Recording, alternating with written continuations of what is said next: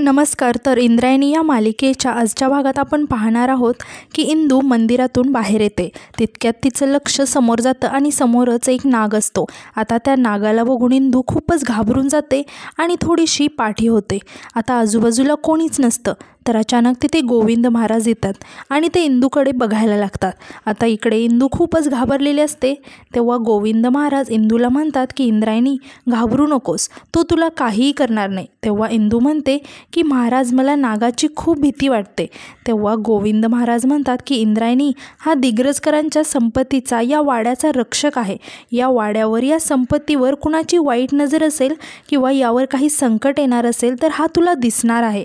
आणि कसं आहे ना, जसं हा या वाड्याचा, या संपत्तीचा रक्षक आहे, तसाच तू ही या वाड्याची, या संपत्तीची रक्षक आहेस. हे त्याला माहिती आहे. त्यामुळे तो तुला काहीही करणार नाही. आणि एक लक्षात ठेव, जेव्हा जेव्हा तो तुला दिसेल तेव्हा तेव्हा या वाड्यावर एक संकट येणार असेल. असं म्हणत गोविंद महाराज दिग्रजकर त्या नागाचं दर्शन घेतात. यानंतर इंदूसुद्धा खाली बसते आणि त्या नागाचं दर्शन घेते. तितक्यात तिचं स्वप्न मोडतं. खरं तर हे सगळं काही इंदूचं एक स्वप्न असतं. आता इंदू एकदमच घाबरून उठते आणि आजूबाजूला बघायला लागते. तर जवळच अधोक्षज झोपलेला असतो. तेव्हा तिला जाणीव होते की हे स्वप्नच होतं, पण ती त्या गोष्टीचा विचार करायला लागते आणि ती खूपच घाबरलेली असते. तर दुसऱ्या दिवशी सकाळी आपण पाहतो की व्यंकू महाराज त्या झाडाला छान असा झोपाळा म्हणजे झोका बांधत असतात. तितक्या तिथून लहान मुलं खेळत बाजूला जात असताना व्यंकू महाराज त्यांना आवाज देतात आणि जवळ बोलावतात आणि विचारायला लागतात की कुठे निघालात तुम्ही. तेव्हा ती लहान मुलं सांगतात की आम्ही मळ्यात चाललोय, आज नागपंचमी आहे ना, तर आम्ही नागाला घ्यायला चाललोय. तेव्हा व्यंकू महाराज हसत म्हणतात की म्हणजे तुम्ही नागाला पकडणार आहात का. तेव्हा त्यातला एक मुलगा म्हणतो की हो, आम्ही पकडणार आहोत. तेव्हा देवराया म्हणतो की नाही व्यंकू आजोबा, आम्ही नागाला पकडणार नाही आहोत, तिथून माती घेऊन येऊ, इथे नाग नागिन बनवू. तेव्हा व्यंकू महाराज म्हणतात की बरं, आता तुम्ही मळ्यात चालला होतात, मी तुमच्यासाठी इथे छान झोका बांधतो, पण सोडायला सांगतो. तितक्यात सगळी मुलं ओरडायला लागतात आणि म्हणतात की नाही नाही, आमचा झोका आम्हालाच राहू द्या, सोडू नका. तेव्हा व्यंकू महाराज म्हणतात की ठीक आहे, तुम्हाला झोक्यावर बसू देईन, हा झोकाही सोडणार नाही मी, पण तुम्हाला काही प्रश्न विचारतो, त्याची काही उत्तरं द्यायची चांगली. यावर देवराया म्हणतो की हो, विचारा ना आजोबा प्रश्न. तेव्हा व्यंकू महाराज म्हणतात की आपण नागपंचमीचा सण का साजरा करतो. तेव्हा देवराया म्हणतो की आज नागांचा सण असतो, नागपंचमीच्या दिवशी आपण नागांची पूजा करतो. तेव्हा व्यंकू महाराज म्हणतात की वा रे वा, हे तर सगळ्यांनाच माहिती आहे, या व्यतिरिक्त अजून काय माहिती आहे. तितक्यात आता एक मुलगी त्यातील म्हणते की नागपंचमी हा सण श्रावणात येतो आणि त्या दिवशी नागाचं चित्र आपण घरात लावतो आणि त्याची पूजा करतो, काही गोडधोड जेवणालाही बनवतो. असं म्हणत ती थोडीफार माहिती सांगते. त्या व्यंकू महाराज यावर म्हणतात की अगदी बरोबर, अजून काय माहिती आहे तुम्हाला. तेव्हा देवराया म्हणतो की आपण त्या दिवशी छान अशी पुरणपोळी लाडू बनवतो आणि मस्त खातो. तेव्हा व्यंकू महाराज म्हणतात की हो, चांगलाच हुशार आहेस, खादाड कुठला, त्यावरच तुझं लक्ष असतं. पण मला सांग, या व्यतिरिक्त काही माहिती आहे का तुम्हाला. तेव्हा सगळीच मुलं म्हणतात की नाही. यावर व्यंकू महाराज म्हणतात की नागाला शेतकरी लोक आपला मित्र समजतात, का बरं सांगा. यावर देवराया म्हणतो की ते उंदराला खातात ना, म्हणून. मग नाग त्या शेताचं नुकसान करतात, त्यांच्या पिकाचं नुकसान करतात, म्हणून शेतकरी लोक त्यांना रक्षक समजतात. असं म्हणत व्यंकू महाराज त्यांना खूप छान प्रकारे नागपंचमीचं महत्त्व समजून सांगतात आणि म्हणतात की आता तुम्ही तर काही प्रश्नांची उत्तरं दिली नाही, मीच तुम्हाला समजावून सांगितलं, मग या झोक्यावर मीच बसणार. तितक्यात देवराया आणि एक छोटीशी मुलगी त्यावर जाऊन बसते आणि म्हणतात की नाही, आम्हीच बसणार. तेव्हा व्यंकू महाराज त्यांना झोका द्यायला लागतात आणि सगळेजण हसायला लागतात. आता इकडे इंदू मोठ्या बाईंचा बड्डे आहे म्हणून छान केक बनवत असते. तितक्यात तिथे नारायणी येते आणि नारायणी म्हणते की काय वहिनी साहेब, काय बनवत आहेत. तेव्हा इंद्रायणी म्हणते की छान केक बनवते. तेव्हा नारायणी म्हणते की अच्छा, सासूबाईंना इम्प्रेस करण्याची तयारी दिसते, पण कालच एवढं छान कीर्तन करून इम्प्रेस केलंस ना तू. तेव्हा इंदू म्हणते की इम्प्रेस नाही, फक्त त्यांना आनंदी करायचं आहे आणि तेही आयुष्यभरासाठी, मला ही नाती जोडून ठेवायचे आहेत. तेव्हा नारायणी म्हणते की खरंच ग इंदू, किती गुणाची आहेस तू, तुझ्यासारखी सून सगळ्यांना असं म्हणत नारायणी इंदूचं कौतुक करायला लागते आणि म्हणते की खरंच नशीबवान आहे तुझी सासू. तेव्हा इंदू म्हणते की खरं तर मी त्यांना सासू मानतच नाही. तेव्हा नारायणी म्हणते की काय मानतेस तू मग? तेव्हा इंदू सांगते की मी शकुंतला काकी आणि आपल्या मोठ्या बाई या दोघींनाही आईच मानते. तेव्हा नारायणी म्हणते की एक प्रेमळ आणि आई आणि एक खाष्ट आई. तेव्हा इंद्रायणी म्हणते की नाही खाष्ट नाही, फक्त एक थोडीशी सक्तीची आहे. असं म्हणून इंद्रायणी कौतुकाने मोठ्या बाईंचं कौतुक करत असते. आणि आता यावर नारायणी म्हणते की खरंच खूप गुणाची आहेस तू, पण मला सांग तुझे हबी कुठे आहेत? तेव्हा इंदू म्हणते की ते येतील ना, मी केक बनवेल तेव्हा छान डेकोरेशन करायला येतील. असं म्हणत इंदू आदूविषयी बोलायला लागते. आता नारायणी आणि इंदू आदूविषयी बोलत असतात. तितक्यात आता तिथे आदू येतो आणि म्हणतो की नारायणी ताई, माझी बायको केक बनवणार आहे, मी त्याच्यावर डेकोरेशन करणार आहे, पण तुझं काय काम आहे इथे? तेव्हा नारायणी म्हणते की आईसाठी गोड गोड शिरा बनवणार आहे मी. असं म्हणत ते सगळेजण आता हसायला लागतात आणि खूपच खुश असतात. आता यानंतर आपण पाहतो की गावातील काही मंडळी म्हणजेच गुरुजी आणि आजूबाजूची लोक चहाच्या टपरीजवळ बसून बोलत असतात आणि मोठ्या बाईंचा विषय सुरू असतो. आता तितक्यात एक माणूस म्हणतो की काय नक्की काय आहे आज? तितक्यात सगळेजण म्हणतात की तू ते पोस्टर बघितलं नाहीस का? अरे बघ ना, अरे आज आनंदीबाई दिग्रजकरांचा वाढदिवस आहे. तितक्यात तो माणूस म्हणतो की अच्छा, मोठ्या बाईंचा वाढदिवस आहे का? मला तर माहीतच नव्हतं. तेव्हा गुरुजी म्हणतात की काय रे, तू गावात ठिकठिकाणी हे मोठं बॅनर लागलेलं आहे, तू आता म्हणतोयस की तुला माहीतच नाही आहे? अरे खरंच, पण देवाने खूप चांगला दिवस बघितला, आनंदीबाई दिग्रजकरांचा वाढदिवस नागपंचमीच्या दिवशी. असं म्हणत ते हसायला लागतात. तितक्यात एक माणूस म्हणतो की हळू बोला, कुणीतरी ऐकेल. असं म्हणत ते सगळेजण आता चहा पियायला लागतात. तेव्हा मोठ्या बाईंना मोबाईलवर येणाऱ्या मेसेजद्वारे येणाऱ्या शुभेच्छांना ते थँक्यू असं रिप्लाय देत असतात. तितक्यात तिथे करिश्मा येते आणि जोरात ओरडते की करिश्मा, रिपोर्टरची न्यूज ऐका. आणि ती जोरजोरात हॅपी बर्थडे मोठ्या बाई, हॅपी बर्थडे मोठ्या बाई असं म्हणत एकदम बेसुऱ्या आवाजात ओरडत असते. आता मोठ्या बाई कान पकडतात आणि म्हणतात की काय उगाचच इतके एवढा चांगला दिवस आहे आणि कशाला ओरडतेस विनाकारण? अगं तुझा तो भेजा आहे की डोका आहे ना, ते खाली पडेल ना गं बाई, कशाला ओरडतेस? असं म्हणत मोठ्या बाई आता करिश्माला शांत बसायला सांगतात. तेव्हा करिश्मा म्हणते की मोठ्या बाई, मी एवढ्या चांगल्या शुभेच्छा दिल्या तुम्हाला, एवढ्या कौतुकानं तुमचं कौतुक करते आणि तुम्ही मात्र मला अशा कोरडं बोलताय. तेव्हा मोठ्या बाई म्हणतात की हो का, मग काय करायला हवं होतं? तेव्हा करिश्मा म्हणते की कसं आहे ना, सगळ्यात पहिलं मीच तुम्हाला शुभेच्छा दिल्या असतील ना, वाढदिवसाच्या शुभेच्छा दिल्या, तुमचं एवढं कौतुक केलं, मग तुम्ही असं काहीतरी स्पेशल करायला हवं ना.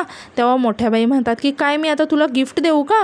तेव्हा करिश्मा म्हणते की हो चालेल ना, तुम्ही मला गिफ्ट द्या. तेव्हा मोठ्या बाई म्हणतात की तू मला गिफ्ट आणायला हवं होतं, फक्त इथे येऊन शुभेच्छा दिल्या आणि म्हणे कोरडं थँक्यू का म्हणताय? खरं तर तू फक्त तुला थँक्यूच म्हणते, बस झालं, आता प्रेमाने थँक्यू म्हणते, आता निघ इथून चल. तेव्हा करिश्मा चिडचिड करत तिथून जायला लागते आणि दरवाजाजवळ जाते आणि पुन्हा परत येते आणि मोठ्या बाईंना म्हणते की माझं सोडा हो, पण तुमची लाडकी सून कीर्तन करून तुम्हाला इम्प्रेस केलं, पण आता केक करून बनवून तुम्हाला इम्प्रेस करणार आहे. तेव्हा मोठ्या बाई रागाने करिश्माकडे बघायला लागतात. यावर करिश्मा म्हणते की आता तिचं काय, तिचं तर कौतुक करणारच तुम्ही, केक पण खाणार. यावर मोठ्या बाई म्हणतात की अजिबात नाही आहे, तिच्या हातचं बनवलेलं मी काहीच खाणार नाही, केकसुद्धा नाही. हे ऐकून करिश्मा खूपच खुश होऊन तिथून निघून जाते. इकडे मोठ्या बाई मनातल्या मनात विचार करतात की ही कार्टी इम्प्रेस करायचा एकसुद्धा चान्स सोडत नाही. असं म्हणत त्या मनातल्या मनात चिडचिड करत तिथे बसतात. आता इंदू बाहेरून येते. तितक्यात वेंकू महाराज घराच्या बाहेर जात असतात.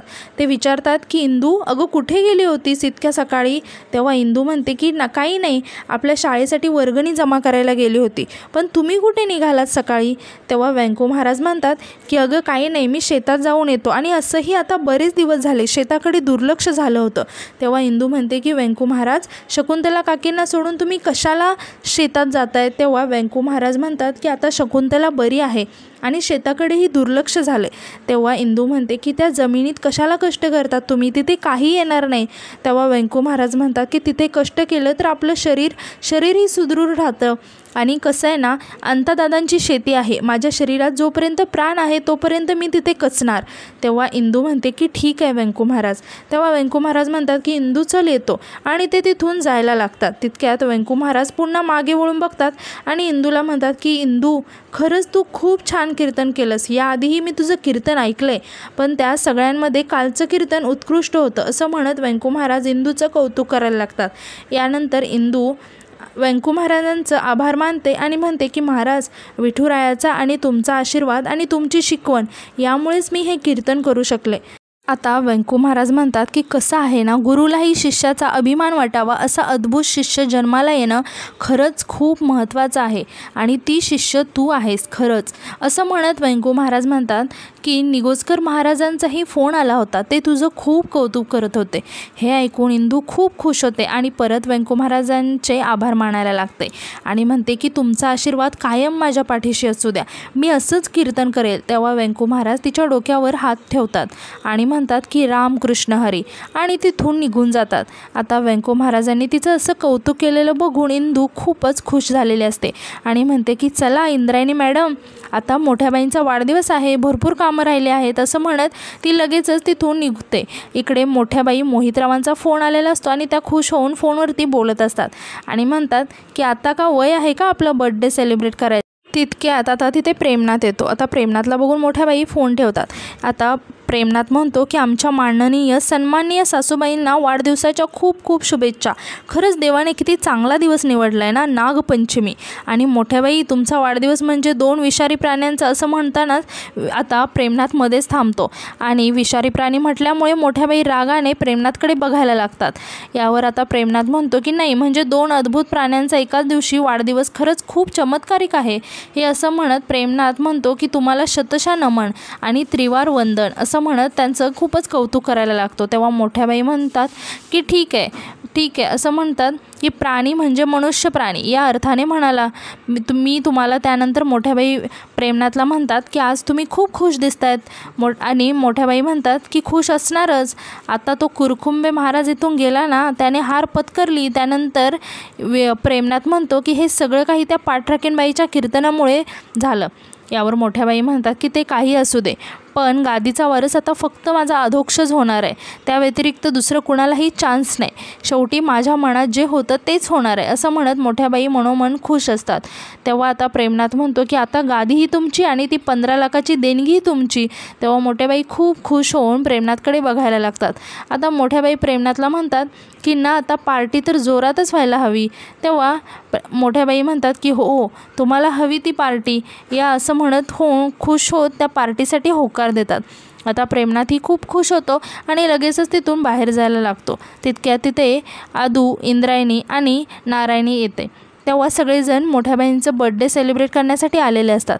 आता नारायणीने औक्षणाचं ताटही आणलेलं असतं. तेव्हा मोठ्याबाई म्हणतात की काय हे सगळ्यांची काय गरज होती, या सगळ्यांनी एंट्री मारल्याबरोबर हॅपी बर्थडे आई असं म्हणून सगळेजण मोठ्याबाईंना शुभेच्छा द्यायला लागतात.